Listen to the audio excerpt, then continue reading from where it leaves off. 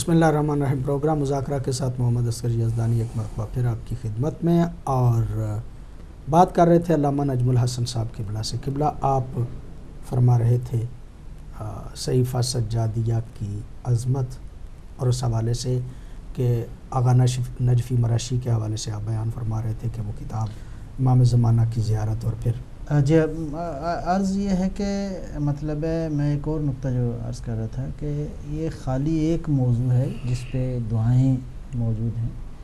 اس کے علاوہ بھی امام علیہ الصلوۃ والسلام نے انسانیت کی اور امت کی رہبری اور رہنمائی کے لیے جو کتابیں لکھی ہیں وہ بھی پڑھنے کے قابل ہیں۔ الجامع فی الفقہ امام کی کتاب ہے، صحیفۃ الزہد امام کی کتاب ہے، مناسک حج امام کی کتاب ہے،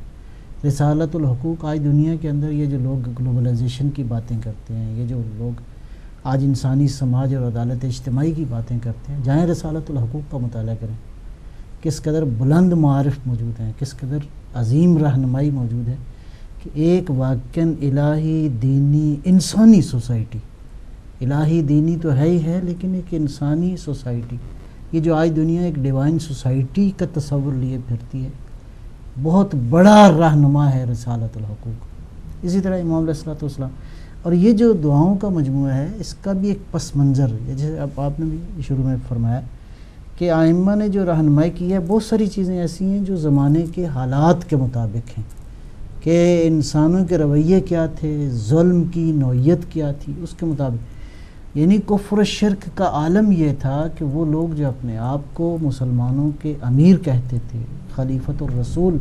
ان للہ و انا الیہ راجعون، وہ القابات اپنے نام لگاتے تھے، اور ان کا عمل یہ تھا کہ جس کا تعلق اسلام کیا بعض دیگر مذاہب کے لوگ بھی ہوتے غیر مسلم، تو وہ اس عمل، تو یہ وہ زمانہ ہے امام، خصوصاً یہ جو امام زین العابدین علیہ السلام کا، عبد الملک بن مروان کا زمانہ، یہ وہ زمانہ ہے کہ جب حکمران نے، یعنی ابھی کتنا عرصہ گزرا تھا نبی اکرم کو دنیا سے گئے ہوئے، ابھی تو کتنی نسلیں گزری تھیں، زیادہ سے زیادہ تیسری نسل آپ کہہ سکتے ہیں، اور یہ نسل گناہ کی دلدل میں اتنی گھری ہوئی تھی، اور اللہ معاف کرے تاریخ نے عجیب بھیانک واقعات لکھے ہیں کہ یہ حکمران شراب کے حوض میں جا کر عورتوں کے ساتھ بدفعلی کرتے، ایسے عالم میں جب اس طرح کی خباثت اور گندگی اور اسلامی معاشرے کے اندر اسلام کے نام پہ، خدا لعنت کرے ایسے تصور کے اوپر جو اسلام کے نام پہ پیش کیے، ایسے عالم میں ضرورت تھا کہ خدا خوفی لوگوں کو دلائی جائے، یاد دلائی جائے، ایسے عالم میں ضرورت تھی کہ انسانوں کو توحید کا درس دیا جائے، انسانوں کو واقعی اللہ کی طرف متوجہ کیا جائے، اللہ کی بندگی اور اس کی عبودیت اور اس کے معبود ہونے کا درس دیا جائے۔ اسی طرح یہ جو امام سجاد علیہ الصلوۃ والسلام کا جو تاریخوں نے لکھا ہے، عجیب جو روش تھی حضرت کی عبادت کی، جو شخص صبح و شام خدا کی بندگی میں جس کا سجدے سے سر نہیں اٹھتا تھا، آپ ہی کی زندگی کے حالات میں لکھا ہے۔ بہرحال اگر مبالغہ نہ ہو تو یہ روایت میں نے پڑھی ہے کہ امام سجاد علیہ السلام نے اپنے تقریباً 35 برس کے اندر مدینے کی حالت یہ تھی کہ لوگ، یہ جو جتنے غلام اور کنیزیں ہیں، مدینے کی طرف رخ کرتے تھے، ایک دوسرے کو تشویق دلاتے تھے چلو مدینے میں، اور مورخین نے لکھا ہے کہ وہ زمانہ مدینے میں ایسا تھا جیسے مدینہ غلام اور کنیزوں کی منڈی بن گیا ہے۔ اچھا، ایک دوسرے کو کہتے تھے کہ کسی نہ کسی طرح علی ابن الحسین کے گھر چلے جائیں۔ امام کے گھر جب آتے تھے تو بہت تھوڑی مدت کے اندر یہ لوگ آزاد ہو جاتے تھے، اور امام میں مطلب آزاد، کوئی غلطی ہوتی تھی تو آزاد فرما دیتے تھے۔ ہر سال جو ہے وہ عید الفطر کے موقع پہ تو معمولاً جو تاریخ نے لکھا ہے کہ اگر کسی غلام سے، کنیز سے غلطی ہوئی، ارشاد فرمایا کہ میں نے تجھے معاف کیا، اور میں نے تجھے خدا کی راہ میں معاف کیا اور آزاد کیا اس لیے کہ پروردگار مجھ علی ابن الحسین پر روز محشر اپنا نظر لطف و کرم کرے۔ آپ دیکھیں کہ جو شخص مسلسل خدا کی بندگی میں ہے، اور اس سے بڑھ کے جب لوگ یہ دیکھتے تھے کہ جو شخص صبح شام اللہ کی عبادت کرتا ہے وہ اتنا اپنے آپ کو خدا کے کرم کا محتاج سمجھتا ہے، تو یہ باتیں چھوٹی نہیں ہیں، تاکہ معاشرہ پوری طرح سے اللہ کی طرف متوجہ ہو. میں سمجھتا ہوں کہ آج توحید کا درس اس انداز سے آج جس گندگی اور جس کثافت ثقافت کے نام پہ جس کثافت کا ہم شکار ہیں، آج ضرورت ہے کہ صحیفہ سجادیہ کے دروازے پہ دستک دی جائے. قبلہ مظہر صاحب، زبور آل محمد، انجیل اہل بیت، علماء یہ کہتے ہیں کہ یہ نام دیے گئے اس صحیفہ سجادیہ کو، صحیفہ کاملہ کو، اس اعتبار سے کہ جس طرح انجیل جو حضرت عیسیٰ کی کتاب تھی اور زبور جو حضرت داؤد علیہ السلام کی کتاب تھی، جس طرح ان کا اسلوب جو ہے وہ الہی تھا اور وہ اسلوب جو ان کا الہامی تھا، اس کتاب کا بھی اسلوب اسی طرح سے الہامی ہونے کی وجہ سے اس کو زبور آل محمد بھی کہا جاتا ہے اور انجیل اہل بیت بھی جو کہا جاتا ہے. اس کی وجہ وہ اسلوب انجیل ہے، یعنی الہی جو ایک طرز تھا وہ ہے. صحیفہ سجادیہ پہ بہت کام ہوا، بہت زیادہ علماء نے اس پہ تحقیق کی، ریسرچ کی. پاکستان میں سمجھتا ہوں کہ اردو دان جو لوگ ہیں ان میں جو بہت معروف اس وقت ترجمہ ہے وہ مفتی جعفر حسین صاحب قبلہ کا ہے. کیا فرماتے ہیں آپ اس ترجمے کے حوالے سے؟ جی الحمدللہ اس کی تمہید میں بھی آپ مطلب کچھ اور بھی اگر ذکر کرنا چاہیں تو. مفتی جعفر حسین قبلہ خدا بند عالم ان کو کروٹ جنت نصیب فرمائے، اور جو ان کا علمی کام ہے وہ واقعاً ہماری نسلوں کے لیے بہت مفید اور بہترین کام کر کے گئے ہیں. 3 کتابیں خاص طور پہ سیرت امیر المومنین، نہج البلاغہ کا ترجمہ اور صحیفہ سجادیہ کا ترجمہ. اور خود وہ فرماتے ہیں کہ مجھے اس بات کی طرف علامہ علی نقی نے متوجہ کیا کہ اگر نہج البلاغہ کا ترجمہ کر دیا ہے تو صحیفہ کا بھی کر دیا. جی خدا بند عالم ان دونوں بزرگوں کو محمد و آل محمد کے ساتھ معشور فرمائے اور ان کے درجات بلند فرمائے. تو مفتی جعفر حسین قبلہ نے بہترین انداز میں صحیفہ سجادیہ کا ترجمہ کیا. اس سے پہلے بھی کچھ ترجمے موجود تھے لیکن وہ ناقص تھے یا بعض عبارتوں میں وہ دقت نہیں کی گئی تھی، تو اس وجہ سے وہ اپنے مقدمے میں یہ چیزیں لکھتے ہیں اور کچھ چند مسائلیں بھی دیتے ہیں کہ ان وجہ سے مجھے ترجمہ کرنا پڑا. اور اس ترجمے کو دیکھ کر تو بعض علماء نے پھر یہ بھی لکھا کہ بھئی اگر اردو زبان میں یہ صحیفہ سجادیہ ہوتا تو ایسے ہی ہوتا جیسے قبلہ نے ترجمہ کیا ہے. تو اس سے پتہ چلتا ہے کہ انہوں نے کتنی دقت سے اور گہرائی سے ترجمہ کیا ہے. تو الحمدللہ ہمارے لیے وہ بہترین کتاب ہے، صحیفہ کاملہ کے نام سے وہ چھپی ہوئی ہے. اور اس کے علاوہ علامہ سید ذیشان نے بھی کیا ہے ترجمہ. اچھا. اور ابھی جو ہمارے محترم غلام حسین عدیل صاحب ڈاکٹر جو ہدایت ٹی وی کے چیئرمین ہیں، انہوں نے بھی 12 دعاؤں کا ترجمہ. البتہ وہ ترجمہ نہیں، وہ تو میرے خیال میں اس کی شرح تشریح بھی ہے، لیکن وہ جو مفتی جعفر حسین نے بھی کیا ہے ترجمہ وہ صرف ترجمہ نہیں ہے بلکہ تشریح ہے، لیکن ظاہر ہے کہ مختصر تشریح ہے. مختصر وہ ایک ہی جلد میں، اور یہ ڈاکٹر صاحب نے جو ڈاکٹر عدیل صاحب نے کیا ہے اور ایک ہی جلد میں، اور تقریباً یہ میرے ہاتھ میں ہے. تو اس کے جو یعنی تقریباً 455 صفحے ہیں ٹوٹل. تو جبکہ یہ جو شرح صحیفہ سجادیہ جو کی ہے مولانا غلام حسین عدیل صاحب نے، یہ زبور آل محمد کے نام سے، تو ماشاءاللہ آپ دونوں ہی ساتھ لے کے آئے ہیں. دونوں میرے پاس ابھی ہے. تو یہ بہترین ترجمہ بھی ہے، تشریح بھی ہے، اور پھر یہ اس سب سے بڑی بات یہ کہ بڑے اچھے انداز میں چھپی ہے اور آنکھوں کو ٹھنڈی لگتی ہے. یعنی جب اچھی طریقے سے عبارتیں علیحدہ کی ہوں، کاغذ جو ہے اچھے.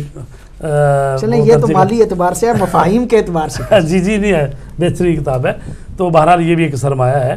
تو ظاہر ہے کہ انہوں نے بھی استفادہ کیا ہے. تو ظاہر مفتی جعفر حسین قبلہ کی کتاب سے، یا وہ سید علی خان صاحب قبلہ کی جو کتاب ریاض الصالحین ہے، یا اس طرح دوسری کتابیں جو صحیفہ سجادیہ کا جو ترجمہ اور تشریح ہو چکی ہیں بزرگوں نے کی ہے، ظاہر ہے ان سے استفادہ کیا گیا ہے. تو یعنی ابھی جو ہمارے ہاتھ میں ہے اس حساب سے کہ یعنی ایک اچھی کاوش ہے. یعنی مطلب اگر تشریح کے اعتبار سے دیکھا جائے، وضاحت کے اعتبار سے دیکھا جائے، تو ڈاکٹر غلام حسین عدیل صاحب کی کتاب جو ہے اس وقت تک کے تمام تراجم میں زیادہ مفصل لگتی ہے. جی اردو میں اور اردو زبان والوں کے لیے ایک مفید کتاب ہے، اس سے استفادہ کرنا چاہیے۔ ویسے 50 سے زیادہ شروع ہیں جی، مطلب اس کی شرح پہلے سے موجود ہیں، لیکن عربی میں، اردو زبان فارسی میں، فارسی میں اردو زبان میں انگلش میں بھی ترجمہ ہو اور چکا ہے۔ فارسی میں 20 شرح ہیں، عربی زبان میں 50 شرح ہیں، مجموعی طور پہ 70 شروع موجود ہیں۔ تو صحیفہ اردو میں تو سجادی، میں 4-5 ہی ہوں گی۔ اردو میں یہ میرا خیال ہے اور میرے خیال میں ڈاکٹر غلام حسین صاحب کی کتاب جو ہے اس کا بھی انگلش ترجمہ آ چکا ہے، اچھا، انگلش ترجمہ اس کا بھی تو آ ابھی تو 2 جلد چھپی ہیں، یعنی 12۔ تو ہم بات کر رہے تھے کہ صحیفہ سجادیہ جو ہے، صحیفہ بھی اس کو کہتے ہیں، چونکہ ایک تو الہامی پہلو جو آپ نے بیان کیا کہ زبور اور انجیل میں، اور اگر اس طرح سے بات کی جائے کہ بھئی یہ اور ویسے وہی بھی نازل ہوئی ہے، وہ تو بات خیر نہیں ہے نا۔ ویسے بھی اس دور میں جی، معصومین کے ہاں جو کتب پائی جاتی تھی ان کو لوگ تبرکاً تیمناً صحیفے کا ہی نام دیتے تھے، جی، کہ یہ یوں ہے کہ جیسے اللہ کی طرف سے نازل شدہ الفاظ ہوتے ہیں، مطلب زبان الفاظ معصوم کے ہوں تو اس میں الہامی ایک بات تو نظر آتی ہے نا۔ جی بے شک۔ اور پھر یہ ہے کہ ظاہر ہے کہ یہ سارا علم جو ہے وہ اللہ تبارک تعالیٰ کی طرف سے ہی رسول اعظم کو ملا، اور انہی سے مولا علی علیہ السلام جو باب العلم کے دروازے ہیں، اور انہی سے آگے مقدس ہستیوں کو ملا۔ حقیقت میں ہے تو وہی دنیا میں جو بھی علم ہے، ظاہر ہے اس کا کہاں خزانہ ہے، وہ انبیاء اور اولیاء اور اوصیاء اور ائمہ طہار، انہی سے یہ علم پھیلا ہے۔ تو بہرحال صحیفہ اس کو کہا جا سکتا ہے، صحیفہ سجادیہ، کیونکہ امام سجاد علیہ السلام سے ہے۔ تو ویسے ان کے علاوہ بھی ابھی تو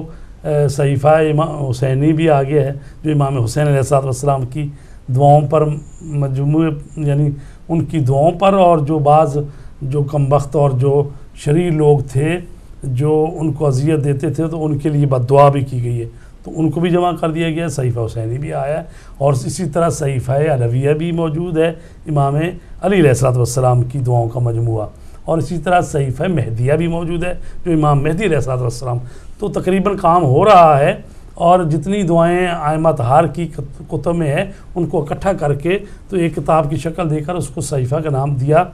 جا رہا ہے۔ لیکن اس کی خصوصیت پھر قائم رہے ظاہر ہے اس کی اپنی اس لیے کہ انفرادی یہ حیثیت ہے معصوم نے اپنے کہ فرزند کے معصوم نے ذریعے سے خود لکھوایا اور خود معصوم لکھوایا۔ نے لکھا، یا تو اسی حساب سے چونکہ اس میں شک نہیں ہے۔ لیکن باقی جو ہیں ظاہر ہے وہ کہیں سے کسی کتاب سے اٹھائی بات، کہیں سے اٹھائی، ہو سکتا ہے کہ وہ ان کی سند اس میں دیکھنا سند میں پڑے۔ کوئی مسئلہ ہو، یا بعض دفعہ کوئی دعا کے جملہ ہی کوئی ایسا ہو کہ جو خود ہو سکتا ہے اس امام معصوم سے نہ ہو، کسی عالم دین کا ہو، یا کسی مطلب اور راوی بھول گیا ہو، ہاں راوی جی، بھول گیا۔ تو کمی زیادتی ہو سکتی ہے۔ لیکن یہ جو صحیفہ سجادیہ ہے اس کے متعلق تو یہی ہے کہ بھئی امام نے لکھوایا اور امام نے لکھا، اور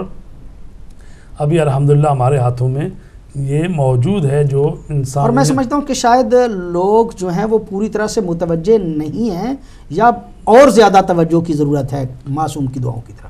جی بے شک ضرورت ہے، چونکہ ابھی تو قرآن مجید اپنی وہ جگہ نہیں لے سکا، تو باقی کتابوں کی بات ہی کیا ہے۔ مطلب یا تو نہ بھی قرآن مجید ہمارے گھروں میں ہر روز پڑھا جاتا ہے، ہماری خواتین اور ہم لوگ اور سارے، مثلا کوئی 20 قرآن حکیم کا اپنا تو دعویٰ 50 آیتیں، وہ قرآن مجید تو چلو جب آتا ہے ماہ رمضان تو الحمدللہ پہلے سے زیادہ لوگ پھر تلاوت لیکن پھر کرتے بھی ہیں۔ وہ قرآن حکیم کی آیت جو ہے وہ معاشر کے دن گویا قرآن شکوہ کرے گا، اس کے کہ باوجود انہوں نے جی چھوڑ دیا، رسول پاک فرمائیں گے کہ پروردگار میری امت نے قرآن کو مہجور کر دیا، مہجور کر دیا، تو لہٰذا اس کی بھی شکایت موجود ہے۔ تو یہ جو ائمہ کا کلام ہے، ظاہر ہے کہ ابھی تک تو یہ شیعہ مذہب کے علاوہ دوسرے جو اہل سنت کے مذاہب ہیں، ابھی تو جامع الازہر مصر اور انہوں نے اس پر حاشیے لکھے ہیں یا اس کے کوئی ترجمہ تشریح انہوں نے بھی کیا ہے، لیکن ابھی پوری طرح تو تمام مسلمانوں کے جو مذاہب ہیں ان میں بھی نہیں جا سکی یہ کتاب امام خمینی کا ایک جملہ یہاں پہ یاد آیا کہ ہمیں فخر ہے کہ ہمارے پاس صحیفہ کاملہ ہے جو قرآن ساعد ہے، یعنی واقعاً ایسا کلام ہے جو انسان کو اس عالم سے اس عالم کی طرف لے ہی جاتا ہے، یعنی طاقت رکھتا ہے یہ کلام کہ انسان کو پرواز دے، یعنی کہ انسان، یعنی واقعاً اگر ان دعاؤں کے ذریعے انسان جب اللہ سے بندہ ہم کلام ہوتا ہے اور ساعد معصوم کا، کے ہاں، الفاظ میں ہم کلام ہوتا ہے، واقعاً تو اس کا مطلب یہ، اور پھر یہ ماہ مبارک جو آ رہا ہے، اس ماہ مبارک میں دو چیزوں کی طرف توجہ انتہائی ضروری ہے۔ ایک یہ کہ قرآن حکیم کو زیادہ سے زیادہ پڑھا جائے، اور پھر دوسرا یہ کہ صحیفہ کاملہ کی دعائیں جو ہیں ان کے ذریعے سے تبرکاری کی جائے، اور پھر یہ دعائیں مطلب رٹ کے نہیں بلکہ مطلب ان کے مفاہیم و مطالب جو ہیں ان کی طرف سے پوری طرح متوجہ ہو کے ان دعاؤں کو بارگاہ خدا بندی میں جو ہے وہ پڑھا جائے۔ قبلہ نجم الحسن صاحب، صحیفہ سجادیہ کی دعائیں آپ کے پیش نظر ہیں، ساری علماء جو ہیں وہ اس بات کی طرف متوجہ ہیں، آپ مجموعی طور پہ کیا سمجھتے ہیں کہ صحیفہ سجادیہ نے کلی طور پہ کس بات کی طرف زیادہ توجہ دلائی؟ بلکہ یوں کہا جائے کہ ائمہ کا اس طرح کا جو کلام ہے خصوصاً دعاؤں کی شکل میں بالکل ان سب کا موضوع وہی ہے جو قرآن کا موضوع ہے، سبحان اللہ، اور ان سب کا موضوع ایک ہی ہے اور وہ توحید ہے۔ اصل بندے کا معبود سے ارتباط، اس کو جن زاویوں سے، جن پیرایوں میں، جس گہرائی کے ساتھ، جس گیرائی کے ساتھ، جس عمق کے ساتھ، جس بعض اوقات سادگی اور گہرائی کے ساتھ اہل بیت نے بیان کر دیا ہے اور انسان کو طریقہ بیان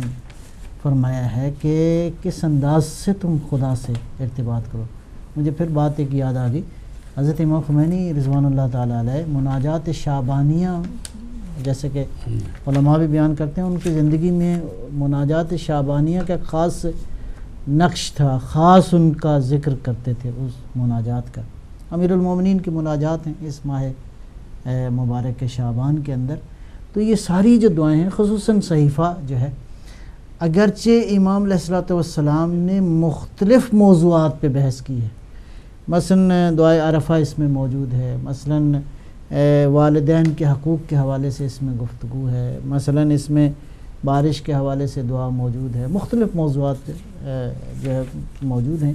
لیکن جیسے ہی وہ موضوعات پہ گفتگو کرتے ہیں فوراً اس موضوع سے خدا کی بندگی کا مفہوم امام جو ہے وہ نکالتے ہیں، اللہ کے ساتھ رابطے کا طریقہ کار انسان کے ہے۔ مثلا ایک جگہ پہ جہاں ارشاد فرماتے ہیں کہ خدا نے یہ جو بیماریاں دی ہیں یہ بھی اس کی ایک نعمت ہے، یعنی گویا کوئی ایسا پہلو نہیں ہے جہاں انسان خداوند عالم سے بیگانہ ہو جائے، بے نیاز ہو جائے۔ اسی بات کا احساس دلایا ہے ان دعاؤں کے اندر، احساس یہ دلایا گیا ہے کہ تم زندگی کے کسی بھی مرحلے میں ہو، تم زندگی کے کسی بھی حالت میں ہو، ظاہر ہے کہ اللہ تمہارے ساتھ ہے، تم اپنے معبود کی بارگاہ میں ہو۔ اور واقعاً جب انسان کو یہ احساس ہو جائے کہ زندگی کے جس بھی لحظے میں انسان موجود ہے، اور یہ شعور اگر آ جائے کہ خدا کے حضور میں ہوں میں، تو وہ بندہ پھر بندہ ہی رہتا ہے اپنے معبود کو۔ جیسے مجھے بات یاد آ گئی، میں بالکل یہاں پہ بہت مناسب ہے کہ جب دربار یزید میں اذان دی گئی تو جب مؤذن نے کہا اللہ اکبر، تو اس پہ جو امام کے جملے ہیں وہ یہ ہیں کہ پروردگار تیری کبریائی کی گواہی میرے بال، میرا وجود، میرے بدن کا نس نس تیری کبریائی کی گواہی دیتا ہے۔ یہ امام سجاد علیہ السلام جب اس نے کہا اللہ اکبر، جب کہا شہادت اللہ الہ الا اللہ، ہر معصوم کی زندگی اصل میں توحید کی طرف کائنات کو یہ بالکل میں وہی عرض کروں، اور صحیفہ سجادیہ جو ہے یقینی طور پہ یہ بھی اللہ رب العزت کی طرف پوری کائنات کو متوجہ کرنے کا بہترین ذریعہ ہے۔ حاضر ہوتے ہیں ایک چھوٹے سے وقفے کے بعد۔